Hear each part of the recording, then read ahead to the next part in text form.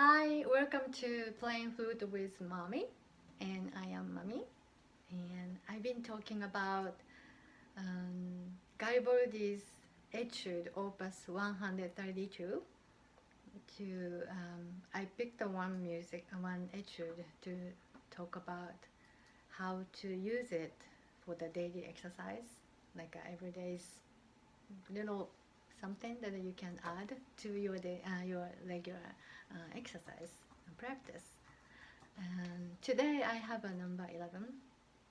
Yes, number 11 is a tricky scale, which is D minor. D minor D minor is a kind of tricky scale, fingering wise and keeping a good pitch wise. Because it has a C sharp. C sharp tend to go a little bit too sharp, so you wanted to make sure that you have a good C sharp pitch.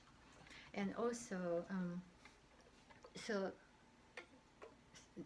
D minor, usually, in the music of D minor music, you will have many D, E, F, D, E, F, D, E, F, E, G movement, which required a lot of attention to make this area move evenly.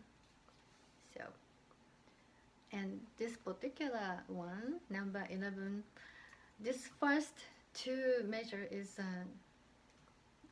it's a little difficult to play evenly.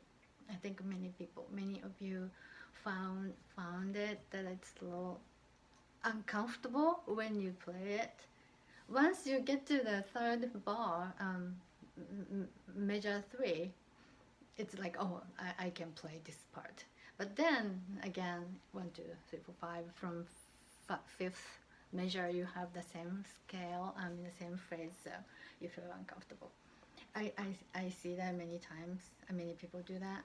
Also, if you don't notice it, try to listen carefully how you're playing.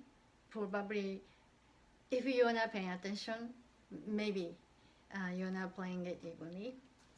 So I want to talk about how to practice this part, because it's the beginning of the music, especially.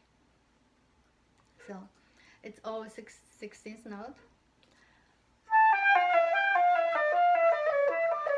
This is a phrase. It's hard to do the even play. Okay, so practice. How to practice is you will take out 2, 2 or 3 from it. So 2, 2. You can add tonguing, or you don't need to add tonguing. Just play without tonguing like this.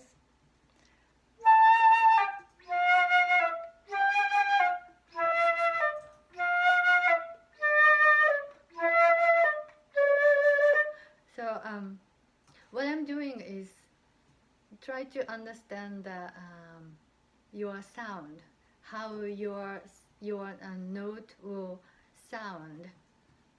So when you break down 2, 2, 2, you can hear the first note compared to the second note. You will listen to the first note more than second note, which means you can hear the first note better. You are hearing A note more than G, and which is okay, because that's what you are doing. And next one is F.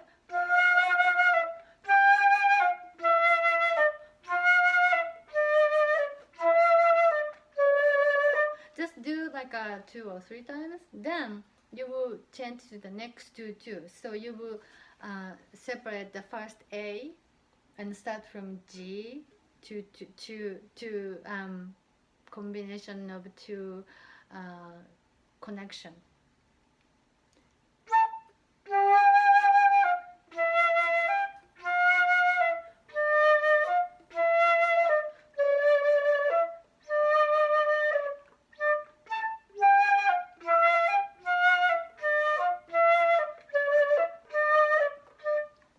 And so I will do that 2 things next to each other like this.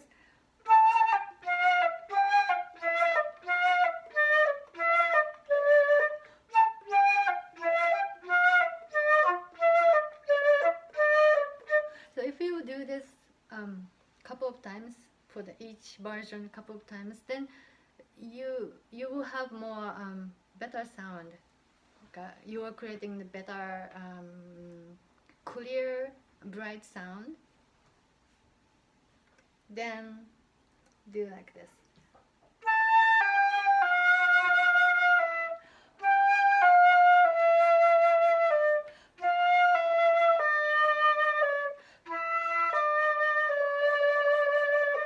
I am choosing the note one before the next beat, next heavy beat, and I play that note a little bit heavier, longer. Maybe you can add vibrato.